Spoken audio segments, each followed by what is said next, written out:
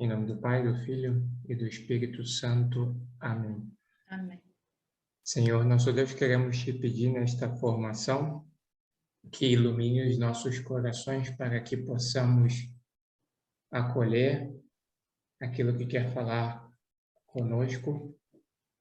Também te pedimos que nesse encontro vocacional possa ser de ajuda para essas pessoas que rezam pelas vocações, que estão dispostas a oferecer um tempo de suas vidas para rezar, para que a sua messe tenha servos para que possa seguir crescendo, seja na vida consagrada, seja na vida religiosa, mas que seja um encontro fecundo, que seja um encontro de corações para que realmente seja feita a tua vontade. Tudo isso te pedimos por intercessão da sua mãe, a primeira que se consagrou inteiramente a serviço do teu reino. Ave Maria, cheia de graça, o Senhor é convosco. Bendita sois vós entre as mulheres e bendito é o fruto do vosso ventre, Jesus. Santa Maria, Mãe de Deus, rogai por nós, pecadores, agora e na hora de nossa morte. Amém. Nossa Senhora de Guadalupe, rogai por nós. Em nome do Pai, do Filho e do Espírito Santo. Amém. Bem, vamos lá então. Eu sou o irmão Marlon. Um resumo, eu já tive a graça de estar com vocês da vez passada para falar um pouco sobre a maternidade e a paternidade espiritual. Sou o irmão Marlon, tenho 27 anos. Estou no meu 3º ano de práticas apostólicas aqui em Brasília. Trabalho no Colégio Everest e sou auxiliar no ECID da Guadalupe e no Everest também, né? E aí estamos com adolescentes entre 11 e 16 anos, né? E também agora na Guadalupe tenho a graça de poder acompanhar um grupo de jovens que estão fazendo a crisma deles. Estou ali para poder auxiliá-los com a direção espiritual e etc.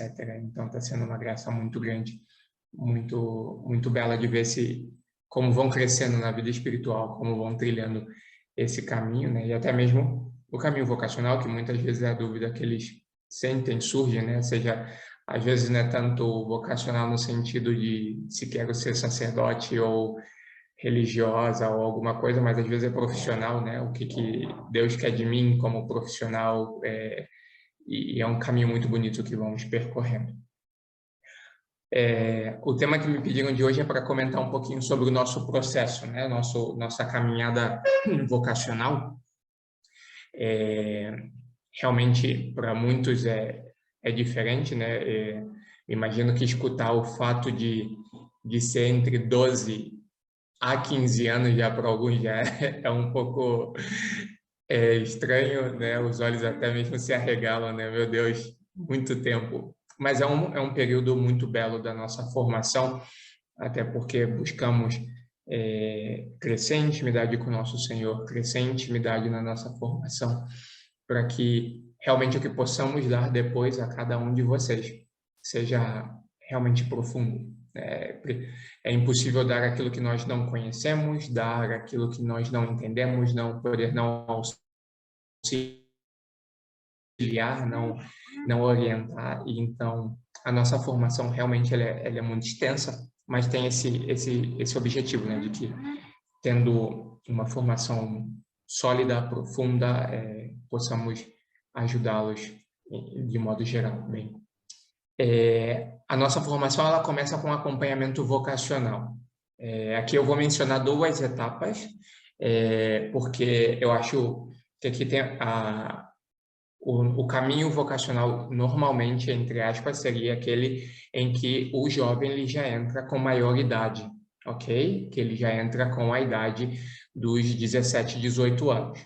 Porém, aqui eu gostaria também de mencionar o acompanhamento vocacional que é feito anteriormente, prévio, que também pode acontecer com aqueles meninos que entram com 12 anos, né, no seminário menor.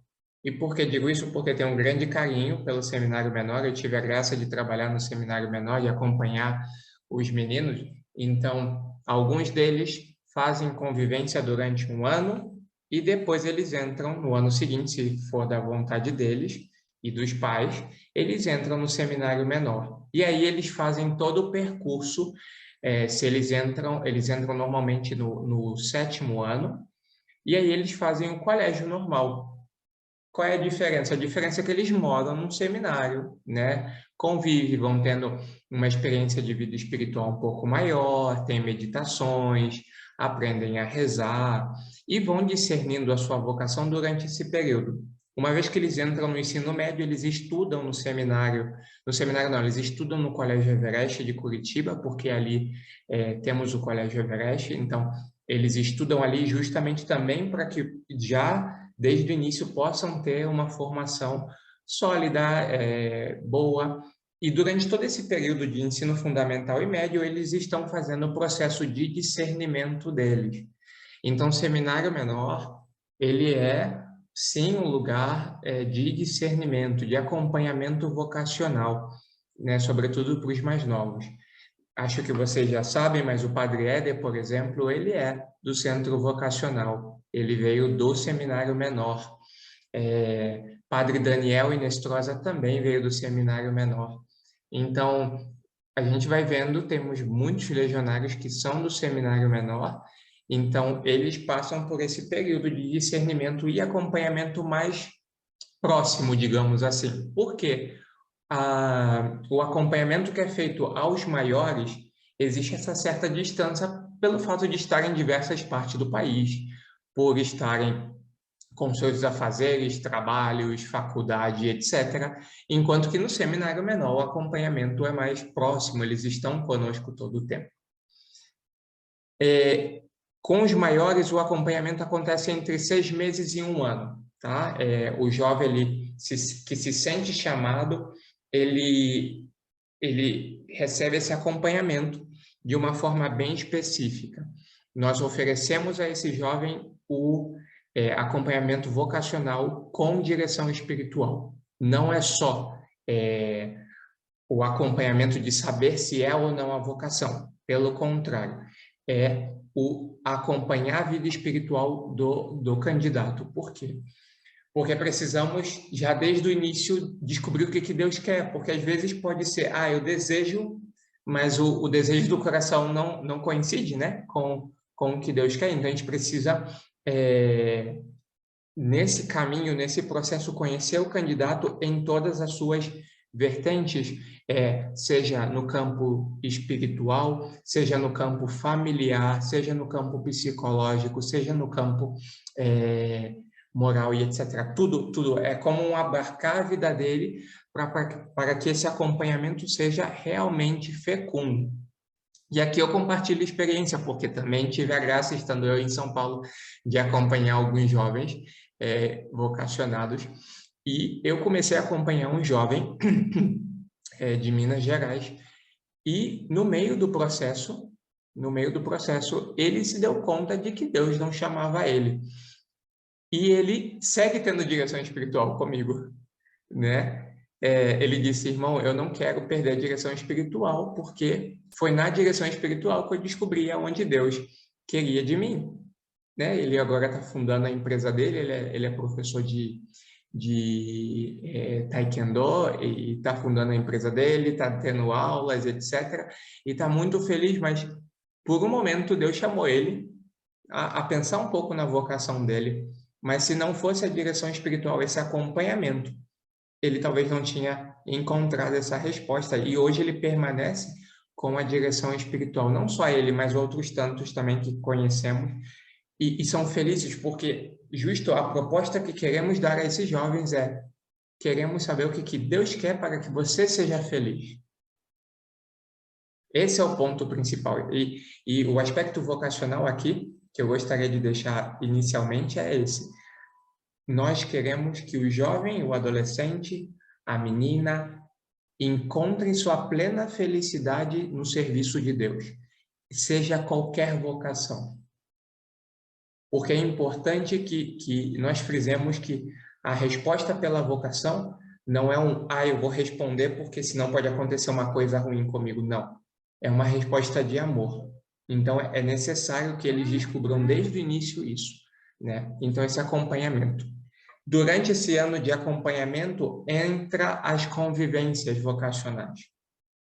As convivências, elas são marcadas, geralmente, pelo animador vocacional, né? Nesse caso, nós temos o padre Danilo Stradiotto, que está em São Paulo. Depois temos também o diácono Pedro Leal, que está ajudando também. Temos outros padres em Curitiba, padre Jonathan Rodrigues, aqui também a referência vocacional é o padre Ângelo, enfim. Então, temos aí bastante pessoas que vão combinando. Os maiores, obviamente, em São Paulo, em Arujá, na nossa casa. E aí temos uma convivência de uma semana, né, na qual eles vão conhecer a vida no seminário, ali com os irmãos noviços, e vão ter a experiência. Mas acontece não só essa convivência de uma semana, mas outras convivências menores, que são convivências como exercícios espirituais de carnaval, trido sacro, né? Às vezes missões, né? E esses momentos também são oferecidos como pequenas cápsulas vocacionais para que, caso o rapaz não consiga ir em nenhum momento, ele possa ir em outro, para que o acompanhante, né, o animador vocacional, ele possa ter um contato pessoal com ele, né? E que o candidato também veja a nossa rotina. Porque é diferente você ver fotos, você ver tudo, mas não entender o dia a dia. O dia a dia no seminário tem todo o seu ritmo. E eles precisam se identificar com isso, né? Sobretudo também carismaticamente, porque ali no seminário eles também vão vendo o carisma do reino, vão entendendo que somos parte de uma família, que não estamos sozinhos, e etc. Isso é importante para que desde o início eles vejam a complementariedade vocacional que tem o Reino Christi, né? A legião no Reino Christi. Passados a convivência vocacional e o acompanhamento no finalzinho do ano, entre outubro e dezembro, o animador vocacional ele já começa a formar o grupo de candidatos, né? O animador, junto com a equipe dele, normalmente se reúne e vão vendo aqueles que sim é possível ingressar no seminário. E aí eles já vão mandando as informações, já enviam a carta de aceitação para que inicie o candidatado, que normalmente se dá em janeiro. E aí acontece de janeiro a março, mais ou menos, o candidatado. São 2 meses, né? 2 meses de início, que a gente fala, né? Esse candidatado, na qual eles vão entrando na rotina do seminário pouco a pouco. Porque eles vão fazer esse discernimento ainda mais profundo, que antes era só por direção espiritual, por contato com o animador, pelas convivências. Agora eles moram. E isso faz toda a diferença a partir do momento que eles moram, né? A gente até brinca que não é já a lua de mel, porque as convivências são as luas de mel, né? Porque eles vão e aí os irmãos jogam, fazem muitas coisas e já termina a lua de mel, chega no candidatado. Já vão entrando na vida de estudo, já vão entrando na vida do trabalho, já vão entrando na vida de espiritual. E não que isso não seja uma lua de mel, é muito bonito, porém, a gente tira um pouco essa ilusão de que é tudo muito oba-oba, desculpa a expressão, porque pode dar a entender um pouco isso. Nossa, que legal no seminário, a gente joga, a gente faz isso. Mas não, a vida é muito mais profunda. Obviamente que as convivências realmente é um momento mais tranquilo, digamos assim, até porque queremos oferecer-lhes um ambiente tranquilo.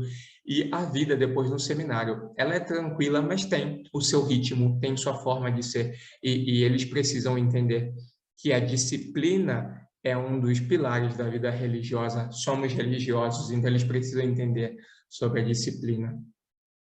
E aí, nesse tempo de candidatado, acontecem esse maior discernimento, porque aí eles já começam a ter uma vida mais ativa de oração, eles já estão na nossa casa, eles já começam a ver como é a nossa rotina. Passado disso, eles entram no postulantado. Depois desses 2 meses, aqueles que querem seguir permanecem, se não, já podem sair do seminário, caso não vejam que não é sua vocação. Perdão. E entrar o postulantado. E o postulantado é esse período muito rico, na qual os meninos eles inserem-se na vida do Reino Christi, no apostolado. Eu acho isso fantástico, porque eu, sinceramente, eu sou da geração que não teve o postulantado. Eu só tive 2 meses de candidatado e no finalzinho do meu noviciado se estendeu 6 meses mais. E aí nós ficamos tendo essa experiência de Reino Christi. Mas agora é prévio ao noviciado. Isso é muito importante. Por que digo que é importante? O fato do candidato saber do carisma que ele está entrando, do porquê ele se identifica, do porquê ele sente-se chamado a isso, faz com que a resposta dele seja muito mais generosa, né? É como conhecer uma pessoa, né? Você não vai tomar um compromisso com uma pessoa se você não conhece, né? Eu uso muito isso com os meninos, com os vocacionados, né? Esse exemplo. Você não vai tomar um compromisso com uma pessoa se você não conhece.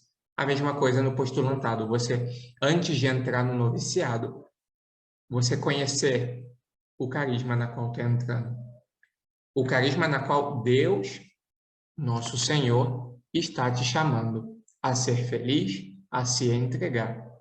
E entender que a nossa vocação se insere dentro de uma família com apostolados específicos, né?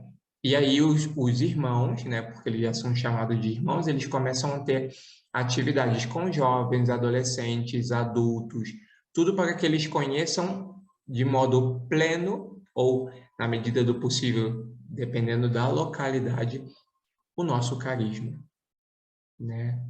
Agora, em São Paulo, eles estão participando do Sonhar Acordado. Isso é muito legal, ver os irmãos participando com os jovens do Sonhar Acordado. E quem são os que dão formação? São os irmãos. Então, essa complementariedade dos irmãos com os jovens é fantástica, porque eles já vão tendo essa experiência do que futuramente, com a graça de Deus, vai ser a missão deles, trabalhar com jovens, trabalhar com ESID, trabalhar com adultos. Então, o postulantado, que é esse período de 5 meses, 6 meses, propicia essa vida um pouquinho mais ativa de apostolado, né? Para que eles sintam o que vai ser a vocação e a missão deles dentro da legião. Se no final do postulantado o candidato está certo que Deus chama ele, né, e que ele precisa ainda fazer esse discernimento ainda mais profundo, de maior entrega, pois entra no noviciado, ok? Eles entram no noviciado, que é 2 anos.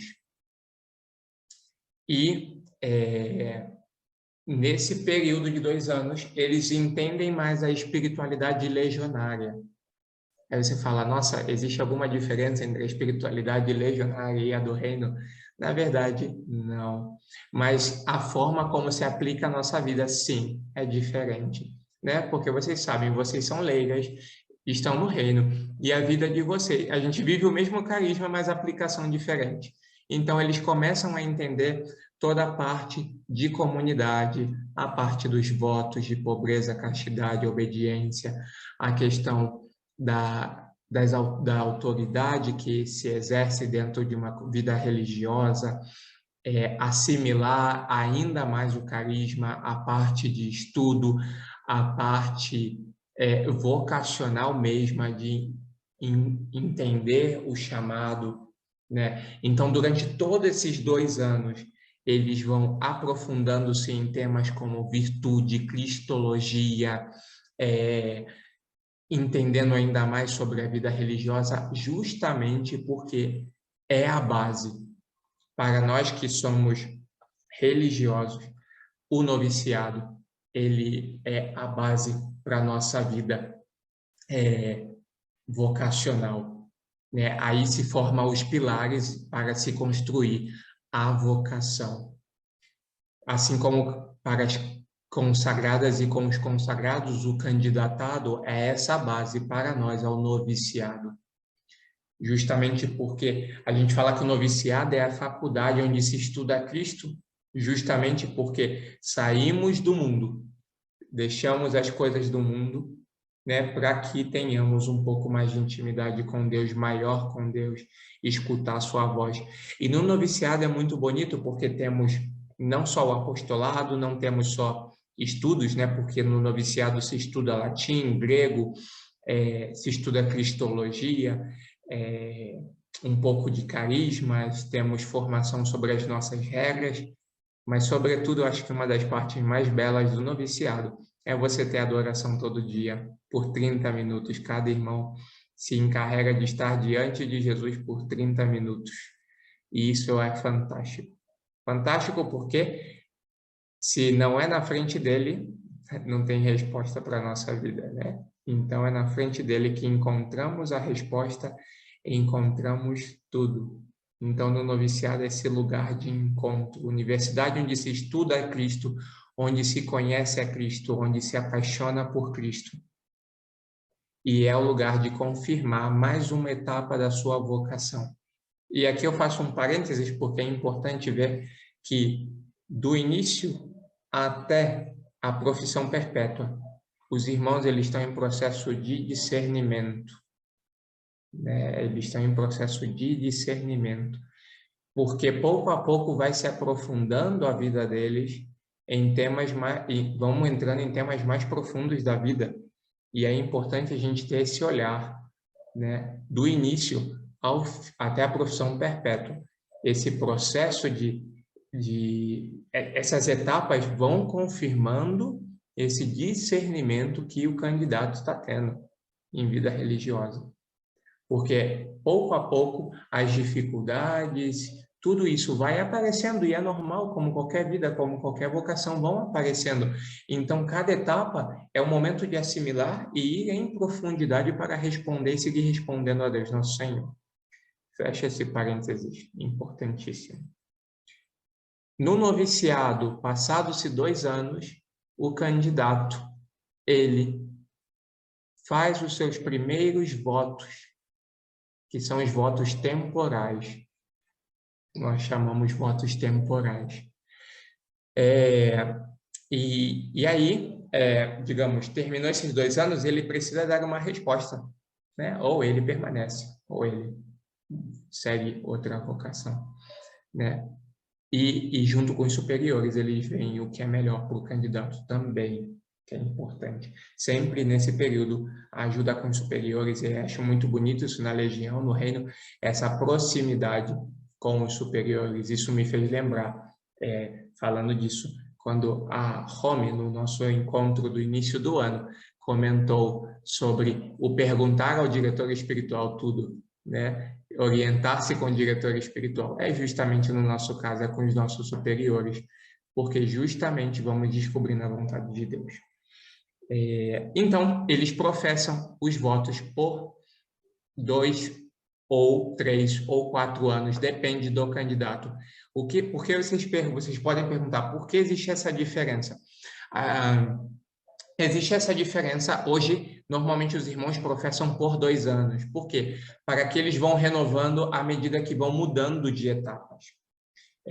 Por exemplo, há um tempo atrás, um irmão, ele saiu do noviciado e foi direto para Roma. Então, ele professou os votos deles por 3 anos, porque em Roma, mais à frente eu já vou falar, se faz só 3 anos de filosofia. Ordinariamente, agora tem sido feito 2 anos, porque os irmãos vão para os Estados Unidos, que é Cheshire, eles vão para Humanidades, que é a etapa seguinte, né, onde se tem o estudo clássico, né, o estudo clássico. E aí, eles professam por 2 anos, justamente para que seja esse período também, a etapa que eles vão seguindo, também vai seguindo os votos. E assim o acompanhamento fica muito mais fácil. Então, o que se estuda em humanidades? Se estuda oratória, artes, história, literatura, cultura, latim, grego, biologia. A gente achava que a gente ia fugir do colégio, mas tem biologia, tem um pouco de física, química, temos retórica, enfim. Por que estudamos isso? Você pode se perguntar. Vocês estão estudando para ser padre ou estão estudando para uma outra faculdade? Não, estamos estudando para conhecer o homem em sua plenitude.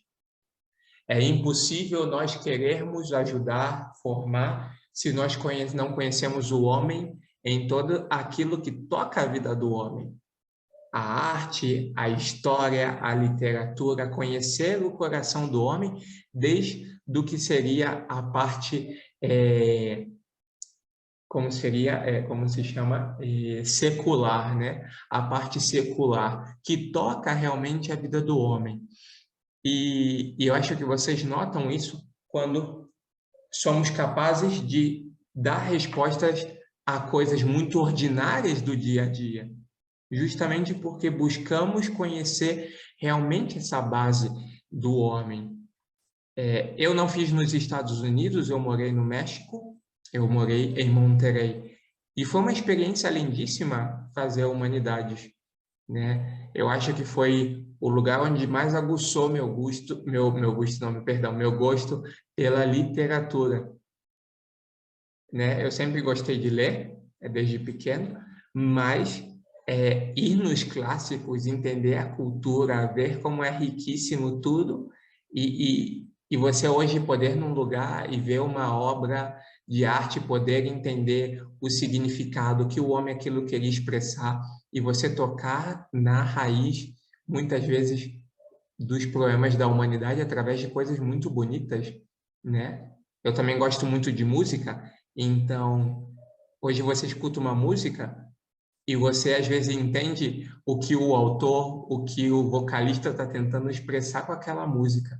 E isso é interessante porque te faz refletir. Humanidades, ela justamente nos permite conhecer esse lado secular do homem, digamos assim, né? Somos corpo e alma, a gente entende um pouquinho mais o corpo, digamos assim, essa parte do homem, para que possamos dar fundamento àquilo que seria a formação espiritual. A gente conhece muito aquela frase, primeiro o homem, depois o santo. E isso é um fato. Se o homem não tem as bases sólidas, é impossível formar a base espiritual, é impossível fazer o crescimento espiritual, porque existe um quebre, existe uma defasagem. Então, é preciso conhecer para primeiro reestruturar essa parte humana, para depois colocar a parte espiritual. E isso também a gente aprende com a graça de Deus na nossa formação, para que também na direção espiritual, algumas vezes a gente acaba escutando: ah, mas está acontecendo isso, isso, isso. Então a gente entende que não é espiritual, é humano. E poder auxiliar é fecundo, isso é muito fecundo. Terminados 2 anos de humanidades, nós fazemos a filosofia. São 3 anos que nós passamos na Cidade Eterna, em Roma. E é uma experiência incrível. Aqui eu poderia me estender muito, mas não posso. É uma experiência lindíssima de igreja, porque você está justo perto do Papa, com outros institutos, com outras congregações. Você, obviamente que o mais importante para nós ali é a filosofia, é essa parte filosófica de conhecimento do pensamento do homem, de ver como se desenvolve o pensamento do homem, pensamento cultural que hoje é muito arraigado na nossa sociedade e nós precisamos dar uma resposta de fé, porém humano, né? Eu gosto muito do documento Fides et Ratio, do Papa João Paulo II, que fala fé e razão. E é justamente a base fundamental da nossa filosofia em Roma, a fé e a razão. Porque se você não compreende, se você só vive só pela filosofia, você vive racionalmente. Se você vive só pela fé, você vive num fideísmo. Então é preciso complementar. E na filosofia em Roma, nós buscamos essa complementariedade de fé e razão com uma filosofia baseada em grandes filósofos, também naqueles filósofos complicados, que nós sabemos que tem todo um peso hoje na sociedade, mas que é importante entender, mas também complementando um pouco com o nosso conhecimento de fé e ver que sim, é possível dar respostas às carências da humanidade, né?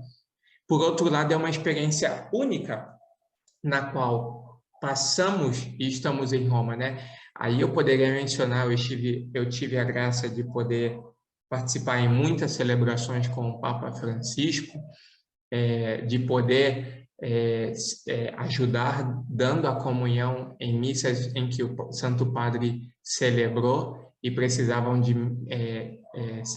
seminaristas e religiosos para poder dar comunhão, porque é na Praça de São Pedro, então tem muita gente. Então tive a graça também de participar em muitas ocasiões disso e poder experimentar também momentos difíceis quando você vê o Santo Padre sentindo dor pela humanidade em momentos difíceis e você poder ir na Praça de São Pedro e rezar com o Santo Padre naquele momento e compartilhar. Por outro lado, a gente tem essa experiência de ver a vida dos santos, né? Que em Roma tem muitos santos. Poder ver grandes santos como São Bento, São Francisco de Assis, Santa Clara, Santa Inês, enfim, tantos santos. E ali é realmente exalar a santidade de uma forma lindíssima, né? Às vezes passear por Roma e você encontrar uma igreja e entrar naquela igreja e tem um santo incorrupto, né? Você fala, meu Deus. E aí você vai em outro lugar, tem outro santo, você fala, nossa, nunca imaginei. E aí é uma experiência lindíssima, rica, realmente, de igreja, muito fecundo. E também crescer com o testemunho de irmãs e irmãos de vocação, né? Nesse sentido, aqui me refiro a todos os outros institutos e vocações, porque estamos todos ali nos formando para servir a nosso Senhor. Outros de missões, mas todos com o mesmo objetivo, servir a Deus nosso Senhor. Terminados os 3 anos em Roma, nós somos enviados de práticas apostólicas, que é o período que eu estou vivenciando agora. Normalmente acontece entre 2 a 3 anos. Digamos que é como o estágio, né? Antes de aceitar o trabalho, você faz o estágio para saber se vai ser ali mesmo. E é muito bonito porque nos fazem uma consulta para saber aonde temos uma maior inclinação apostólica, né? Se temos já desenvolvido algum campo mais específico. Normalmente os irmãos saem para trabalhar no seminário menor, ou com o ESID, ou até mesmo, dependendo da idade, com jovens do reino, né? Porque existem vocações tardias, então eles podem ir trabalhar com o reino, com o colégio e etc. Então acontece esse período de práticas. E existe essa diferença muito grande porque nas práticas apostólicas você vê a rotina do que vai ser depois sua vida. Então, não pode falar, me enganaram. Não te enganaram. Você teve 2 a 3 anos para poder entender como é que é a sua rotina, a sua vida. Mas aqui também eu acho muito importante que é também um período muito fecundo de você dando prioridade à sua vida religiosa, porque você precisa buscar seus tempos de oração, seu tempo de encontro com Deus, de adoração, né? Porque você vai vendo durante todo esse período, você fala, pera, eu estou muito ativo, né? Então, o que eu estou dando para as pessoas? Eu preciso estar mais em contato com Deus. Então, eu preciso rezar, né? Porque no dia a dia acaba que se torna uma correria. É a missão te impele a querer fazer muita coisa. Mas se você não está unido à rocha, se você não está anclado, o apostolado se torna existe a palavra, um ativismo, né? O fazer, simplesmente por fazer. E não estamos aqui para isso, estamos aqui para servir, fazer com que se encontrem com Deus. Então é preciso estar sempre unidos a nosso Senhor. Então, as práticas apostólicas é esse período de conhecimento do trabalho pastoral. E também você vai se identificando com aquele trabalho, se você não coincide com ele, se você, meu Deus, eu tenho muita dificuldade com o trabalho com criança, então é melhor trabalhar com adolescente. Isso também é importante para a construção daquilo que você é, porque o Senhor te chamou para você servir com as suas qualidades. Então, se você não pode com criança, você pode dizer, não posso, não consigo, não tenho paciência, né? Ou talvez não tenho paciência com adolescentes, enfim, porque também somos humanos. Obviamente que nos formamos para poder servir a todos, isso não é um ponto, mas talvez tenha alguém que tenha mais inclinação a uma coisa que a outra, e é normal, nós entendemos isso, né? Depois das práticas vem a teologia, que é 3 anos, também em Roma. Você volta para Roma para terminar a teologia. E durante esses 3 anos, né, o estudo teológico, você já vai tendo o maior contato com a experiência sacerdotal, nesse sentido, porque você já começa a rezar o breviário, já se indica rezar o breviário, já se indica a preparação de uma visão mais apostólica a longo prazo, aonde você gostaria de seguir servindo a Deus Nosso Senhor numa missão mais específica. A formação para os padres já é voltado, para os irmãos, né, já é voltada sempre mais sacerdotal, as formações, palestras, tudo, o mesmo trabalho apostólico que em Roma desempenham, tem essa finalidade. E depois dos 3 anos, eles são ordenados diáconos, e aí eles permanecem entre 6 meses e 1 ano, e depois são ordenados sacerdotes, ok? E aí termina o nosso percurso vocacional. Eu não falei uma coisa, perdão. No início da teologia, se faz a profissão perpétua, né? Como eu disse. Então, entre a profissão inicial e a profissão perpétua, tem 9 anos para que o candidato possa fazer esse discernimento profundo para poder dar um sim definitivo, ok? Então, são 9 anos de votos temporais e depois profissão perpétua e segue já ordenação diaconal e ordenação presbiteral. E com isso termina-se, né? Mas a gente segue se formando, porque nós não podemos parar de formar-nos, mas sim, termina esse ciclo, né? Do nosso percurso vocacional, que sim gera em torno de 13, 14 até 15 anos, mas é totalmente válido, é totalmente profundo quando vamos vendo que tudo que vamos aprendendo depois, a gente acaba dando. Então, esse é um pouquinho o nosso caminho vocacional, nosso processo vocacional, que espero ter ajudado vocês a entenderem um pouco melhor. E não sei se tem alguma dúvida.